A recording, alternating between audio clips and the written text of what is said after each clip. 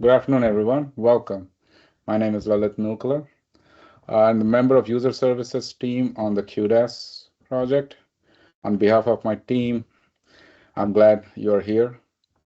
This is, as Loris mentioned, an interactive session, and this serves as a companion lab to the Lunch and Learn that we had on June 2nd, where Katie presented about the API, Databricks API, and it's linked in the notebook that was given. Quick recap so that you guys know what it is. The Databricks API is how you talk to Databricks programmatically. And every action that, so think about this way. Every time you interact with the Databricks through using the UI, like running a notebook, starting a cluster, triggering a job, it's basically an API call underneath. API using the API directly will let you just make those calls directly from the code. In order to do this, sorry, looking at the messages.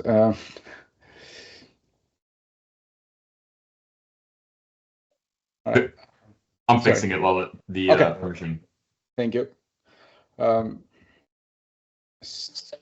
So the way you'll run through this one is you are going to authenticate with your personal access tokens, and then you'll make HTTP requests, and then you get a JSON object back.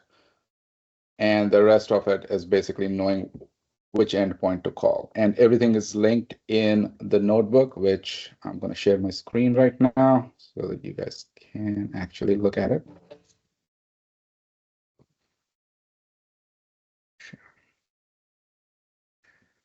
There. All right.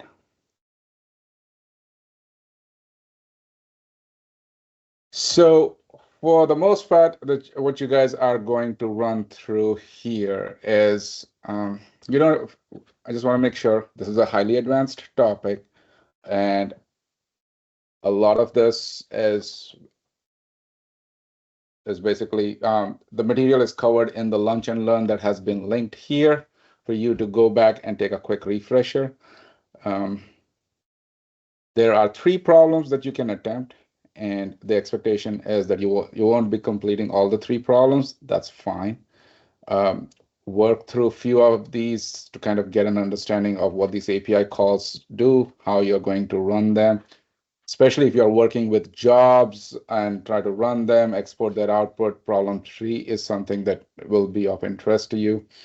You want to just explore your workspace, you can do that in problem 1. Want to know what jobs, clusters, and all of those things are available to you, you can do it using problem 2. And the other thing that I wanted to basically say that you'll see a lot of this code written here, and this is a lot of these is basically boilerplate code. You can go to the documentation of Databricks API, which is actually referenced here at the top, and you will see a lot of the examples of how these APIs need to be called. Looking at the Google search, using AI generation, basically on how to use Databricks API to do certain things, will give you the boilerplate code. After that, it's basically plugging in your host token and what is it that you are trying to look for in that one. It's just, that's basically how these things going to work. There is a certain pattern to it, and you can reuse them every time. Lastly, before you jump into this session, what I want to do is we have Dan, Katie, Tim, and Kevin who can help us, help you all to get started. The biggest thing would be to create your credentials, and there's a way that you can do it here. I've already listed it. Create your credentials, load it up, and then pick a problem that you want to code, learn from it, and you can go ahead and do that. And that is all I have. You guys can get started with it. again, I would really emphasize this. This is a highly advanced topic. If it feels that this is too much, don't worry about it. You've been using Databricks for quite some time now, doing a lot of Spark stuff, a lot of data transformation stuff. This is where the next logical step would go when you start feeling that you're being hampered by the user interface. This is the next phase of it. It's highly advanced. It will take some time to learn it, but that's okay. That's why we are here. With that, we'll let you guys get into the breakout room. I'll be here in the main room to kind of help with any creating tokens, loading up the tokens, and all of those things. I think there is another breakout room to kind of troubleshoot any token issues that you will have in creating the tokens and loading the tokens up before you jump to problem 1, 2, or 3, and then the breakout rooms for the 3 problems. With that, I'll let you guys go about doing it. Any questions right now, please feel free to ask. All right. Thank you, everyone, for attempting this interactive session on the lab. So just to wrap up, things that you covered in this one is token generation, the secret managements, how to authenticate, how to get requests, filter the data for what you need, paginations. Perhaps you got to see what SCIM can do, like user identity, group memberships, how to trigger jobs through requests, polling to see whether the jobs are running and whether they completed or not, and then exporting the results out of those job runs.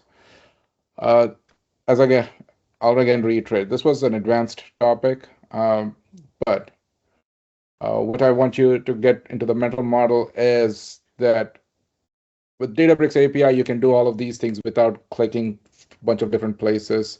You can stay within your notebook and write these API calls and get the same desired results that you would do on a regular basis.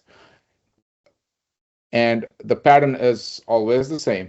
You authenticate yourself, you make a request to the API, you get the response back and parse it and get the results out of that JSON results that you get. Once you know that particular pattern, it's always repeatable. And it's not like you have to write everything from scratch.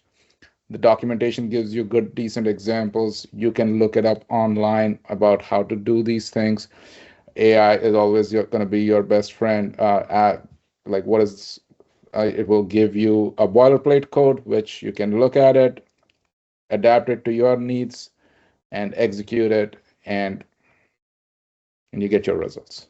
The skill is not about memorizing the syntax. It's more about trying to look into your own workflow and figure out, oh, I'm doing these things multiple times in a day or in the week. How can I automate it using the API calls?